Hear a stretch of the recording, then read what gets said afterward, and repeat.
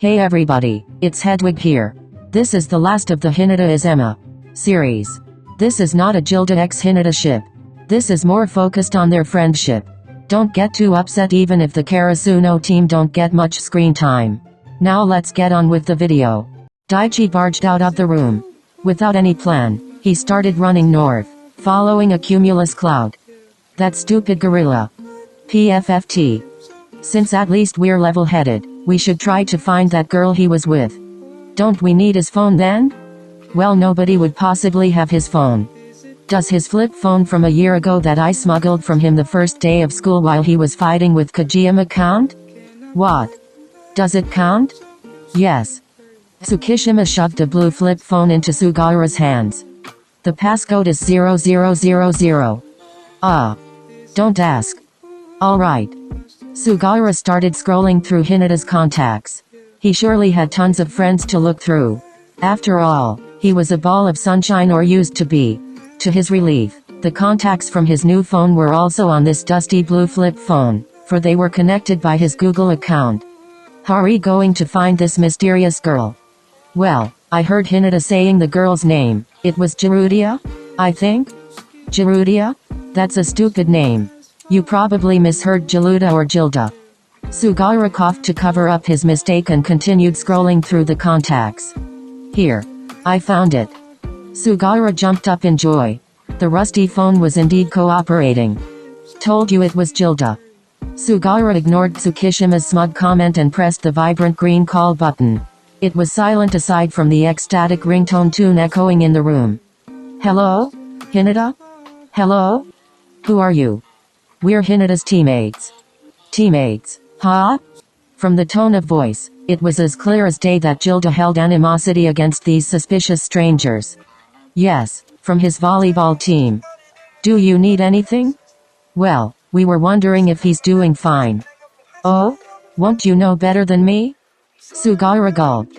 This woman was not an easy opponent to convince. We ran into him at Shiji Hospital and his complexions were concerning. Judging from how you are one of his favorite contacts, I thought maybe you'd know more? ... Hello? What do you mean complexions? He didn't seem to be doing well. He kept rejecting this blonde woman's offer? It wasn't clear what she was saying though. Blonde woman, I've got to go. Gilda hung up on Sugaura, who was dumbfounded at the sudden situation. She just hung up like that? Seems like it. What a rude old Karen. Sneaking only her information away. Meanwhile, with Gilda. Gilda bolted to the crooked bus stop, tapping her foot impatiently. If those people were really his teammates, something was off. Something was wrong with Hinata. Damn it. Gilda shivered as the chilly wind caressed her. Her breath, visible, traveled along the road. She grasped onto her furry coat and waited for the green bus to arrive. Announcement: Green bus 780 has arrived. Gilda darted up onto the bus, scanning her transportation card on the way. She took a seat on the comfortable chair and stared outside. The bus was rushing along a well-paved highway. It was impossible to stay patient when she didn't know what the heck was happening. Soon after, when the bus arrived at the hospital's main entrance, Gilda shot off right to the front desk. Next please. Excuse me. Gilda ran up to the front, pushing all the other patients away. Miss, could you please wait in line? This is an emergency. Do you know where patient Hinata Shoyo is? Miss, please wait. Please. Gilda's eyes watered, with tears streaming down her pale cheeks. She desperately grasped onto the lady's hands, begging her one last time. Please. Alright. The others in line started to complain, but Gilda had no time to think of anything else. Her mind was solely focused on her dear Hinata. Hinata Shoyo. Emma. Hinata Shoyo is currently in Shiji Hospital Mental Ward Room number 10. What? Can you repeat, please? Shiji Hospital Mental Ward Room number 10, miss. They never told me he was moved to the ward. They never notified me. I'm the guardian, don't I have the right to know? Gilda slammed the desk and fumed at the lady. You, miss? Gilda immediately pulled back her hands after she realized what she had done. I'm sorry, I didn't mean to. It's fine miss. Naomi fumbled with her papers, scattered when Gilda rammed the desk. Just go on please, I'm fine. Next. Gilda scuffled over to the elevator, riding up to the mental ward. The ward was unrealistically sanitary and clean. Well, of course, except for the door of room 10. There were claw marks and small dents in the white birch door. Gilda covered her mouth. What had they done to him? What? Gilda slowly opened the door and peeked inside. Go away. Gilda stayed silent. Just as his teammates said, Hinata's complexions were a mess. His face was pale, lips slightly cracked, and dark circles covering half his cheekbone. His room was messy as well, with all the comfort dolls, except one, was ripped. The walls were covered in scribbles. Scribbles of Isabel and the demons. Scribbles of his deepest and darkest horrors. I said go away.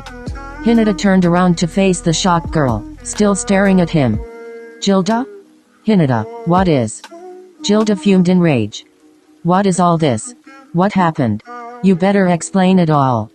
Hinata, cowering under Gilda's dominant pressure, started explaining.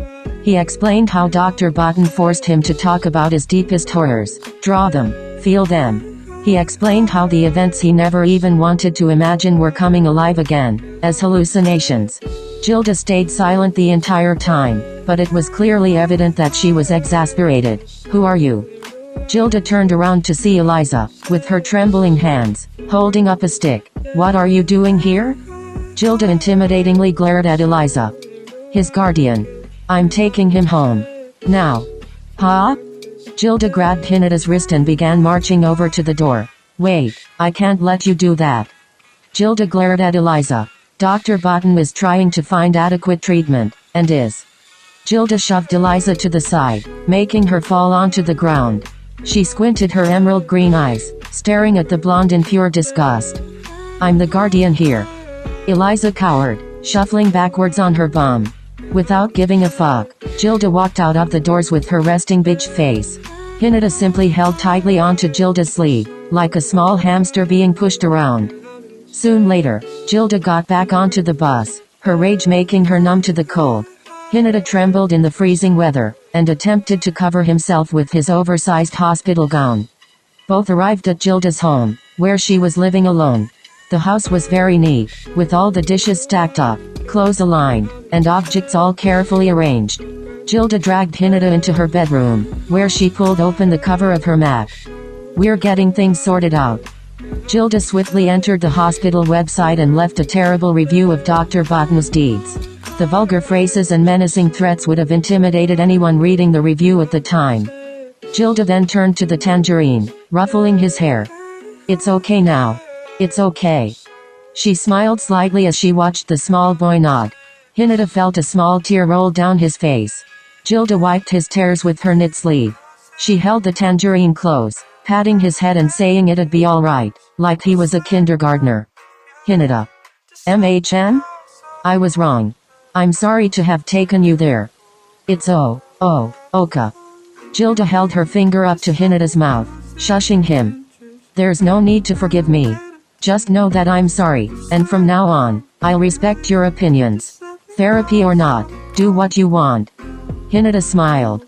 He was so grateful to have such an amiable friend. One who admits her wrongdoings, cared for him when he was on the ground, and did everything to fix him. And now, she was here, realizing he didn't need to be fixed, that he was perfect as he was. It warmed him, this kindness. This one-sided kindness. He wanted to do something for her, as well, something, anything. Gilda? Hinata shyly handed the emerald a fluffy doll. Gilda immediately recognized it. When Gilda had first entered Hinata's room in the ward, it was the only thing that wasn't broken. From one glance, you could tell it was terribly important to this little boy. May I ask what this is? It's Usagi, who stayed with me when I was feeling unwell. Gilda held the doll. It had mesmerizing green eyes and fluffy gray cotton as its fur. Can I really keep this? MHM. I don't need it anymore, since I have you as my friend. Gilda smiled and hugged Hinata once more. Thank you. You're welcome.